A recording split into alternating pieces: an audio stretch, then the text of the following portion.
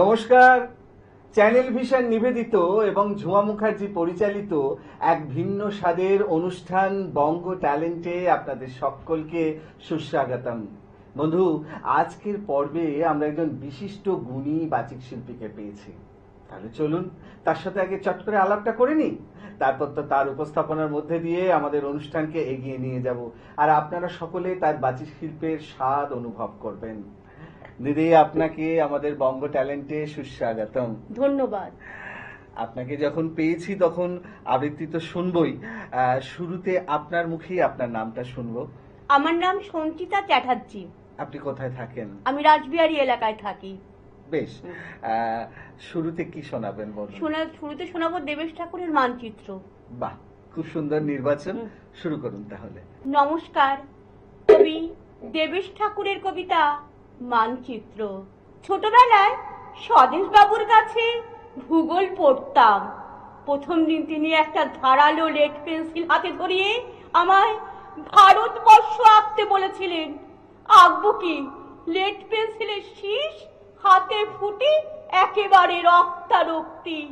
সেই থেকে ভূগোলে আমার ভীষণ ভয়। তার চেয়েও ভয় মানচিত্রে। মানচিত্র মানে আমার কাছে ধারালো লেড পেন্সিল। বাবা জ্যাঠাইমা ছিলেন পদ্মা পাড়ের মেয়ে। তার একটা নিজস্ব ভূগোল ছিল, 43 থেকে অপরিবর্তিত। তবু মানচিত্র বুঝি না মনি। রংপুর, কুষ্টিয়ারে কারাকাশ বিদেশ। আমাকে বাপির বাড়ি বিদেশ হয় কেমনে? ঠাকুমার কাছে চোখ বুঝে আব্বাস উদ্দিনের সেই পাখির গল্প শুনতাম। বগাকে দেখে বগি কাঁদে, বগিকে দেখে বগা। আয় পাখি আমরা দুজনে লেজ ধরাধরি করে কাঁদি নীরবে। ঠাকুমা শুনিয়ে যেতেন নির্মলেন্দুর চাঁদ বদনী মেয়ের রুনুক ঝুনুক নুপুরের গান। স্বপ্নে খুঁজে বেড়াতাম সেই পড়শিকে, বাড়ির পাশে আশিনগরে যার বসত। স্বদেশ তার ভূগোল শিক্ষক। তিনি শিখিয়েছিলেন একটা সূক্ষ্ম ধারালো লেড পেন্সিল দিয়ে একটা নিখুঁত ভারতবর্ষ আঁকতে। একটা নিখুঁত ভারতবর্ষ আঁকতে একটা লেখা ছিঁড়ে গেল লালন আব্বাস উদ্দিনের বুক। অন্য রেখাটা টানলাম গুলাম আলী নসরত ফতে আলী হৃৎপিণ্ডের পাশ থেকে। আফগানিস্তানের মেয়ে ছিলেন গান্ধারী। তিনি তালিবান ছিলেন না, তবু তার চোখে ছিল পট্টি বাঁধা। এখন আমরা বালাচু পাখতুনদের কাছ থেকে পট্টি কিনে সযত্নে ঢেকে রেখেছি চোখ। স্বদেশ স্যার সবরমতির ঘরের দাওয়ায় কারা গায়ে রামধনু রং। গুজরাটকে সমীবৃক্ষ লুকানো কালের তুল। কাশ্মীর থেকে কন্যাকুমারীর এই বিস্তীর্ণ মাটিতে একটা 10x10 বস্তি কি খুব বেশি? এখন আমরা স্বদেশ আঁকি তার কাটাতে। আঁকতে আঁকতে হাত আমার রক্ত ক্ষত। স্বদেশ মানে কাটার বেড়া, লেড পেন্সিল।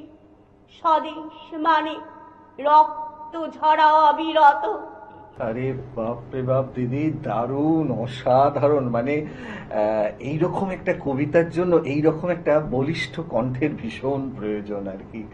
খুব সুন্দর লাগলো। মানে শুনতে শুনতে একটা অন্যরকম আবেশ জড়িয়ে গেল আর কি। অন্যরকম আবেশে ভেসে গেলাম। অসাধারণ উপস্থাপনা, সত্যি অনবদ্য, তুলনাহীন। খুব ভালো লাগলো। আর কথা নয়, আমরা দ্বিতীয় উপস্থাপনায় যাব।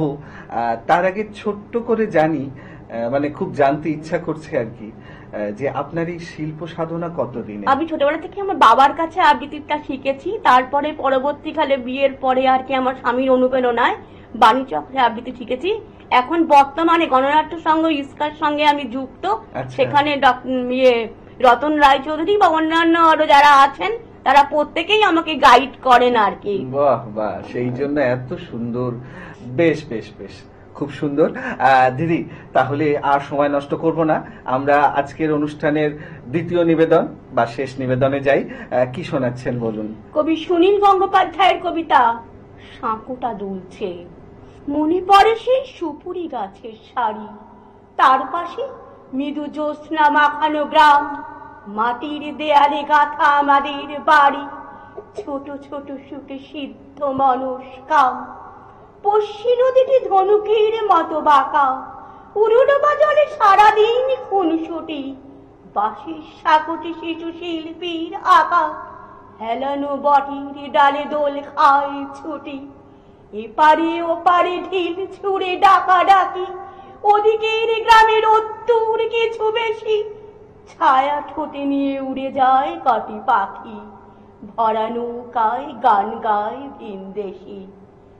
আমার বন্ধু আজানির সুরে জাগে, আমার দু চোখে তখনও স্বপ্নলতা, ভোরের কুসুম ওপারে ফুটেছে আগে, এপারে শিশির পতনের নীরবতা। আমার বন্ধু বহু ঝগড়ার সাথী, কথায় কথায় এই ভাব এই আড়ি, মার কাছে গিয়ে পাশাপাশি হাত পাতি, গাব কাছে উঠে সে হাতেই কাড়াকাড়ি। আমার বন্ধু দুনিয়াদারির রাজা, মিথ্যে কথায় জগৎ সবাই সেরা, দোষ না করেও পিঠ পেতে নেয় সাজা, আমি দেখি তার সহাস্য মুখে ফেরা। আমাদের ছুটি মন বদলের খেলা, আমাদের ছুটি অরণ্যে খোঁজাখুঁজি, আমাদের ছুটি হাসি কান্নার বেলা, আমাদের ছুটি ইঙ্গিতে বোঝাবুঝি। খেলায় খেলায় জীবন পৃষ্ঠা ওরে, খেলায় খেলায় ইতিহাস দেয় উকি, এদিকে ওদিকে পৃথিবীর পিঠ পড়ে, কত না মানুষ ভুরু কুচকিয়ে সুখী।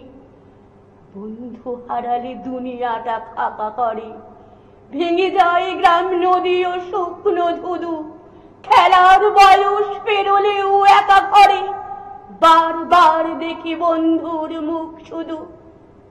সাঁকোটির কথা মনে পড়ে আনোয়ার, এত কিছু গেল সাঁকোটি এখনো আছে, এপারে ওপারে স্মৃতিময় একাকার, সাঁকোটা দুলছে এই আমি তোর কাছে, সাঁকোটা দুলছে এই আমি তোর কাছে, সাঁকোটা দুলছে এই আমি তোর কাছে। আহা, দারুণ, অসাধারণ। মানে প্রথমটাও যেরকম অনবদ্য, দ্বিতীয়টা ঠিক সেরকম। মানে এই রকম কবিতার জন্য ঠিক এই রকমই কণ্ঠস্বরের ভীষণ প্রয়োজন। অসংখ্য ধন্যবাদ আপনাকে। নমস্কার। এত সুন্দর সুন্দর দুটি কবিতা আবৃত্তি আমাদেরকে উপহার দেওয়ার জন্য। সময় একদম শেষ দিদি, এবারে বিদায় নেওয়ার পালা। সত্যি দর্শক বন্ধু, আপনারা কিন্তু আমার সাথে একমত হবেন, আজকে সঞ্চিতা দিকে পেয়ে আমাদের অনুষ্ঠান একদম কবিতায় কবিতায় অন্যরকম একটা মাত্রা পেল। এরকম একটা অনুষ্ঠান ছেড়ে যেতে ইচ্ছা করে না, বিশ্বাস করুন, কিন্তু কিছু তো করার নেই, সময় একদম শেষ, তাই বিদায় নিতেই হবে। বিদায় নেওয়ার আগে সেই গুরুত্বপূর্ণ কথাটা আবারও বলে যাই, আপনারাও যদি আমাদের এই অনুষ্ঠানে অংশগ্রহণ করতে চান তাহলে দেরি কেন, চট করে আপনাদের একটা পারফরমেন্সের ভিডিও আমাদেরকে হোয়াটসঅ্যাপ করে দিন। আর সেই ভিডিও যদি আমাদের ভালো লাগে তাহলে আপনারাও চলে আসতে পারবেন আমাদের এই অনুষ্ঠানে অংশগ্রহণ করতে। আমাদের হোয়াটসঅ্যাপ নাম্বার 9804272808। তাহলে দর্শক বন্ধু, আজকের মতো বিদায়, আবারও দেখা হবে আগামীকাল ঠিক এই সময়ে।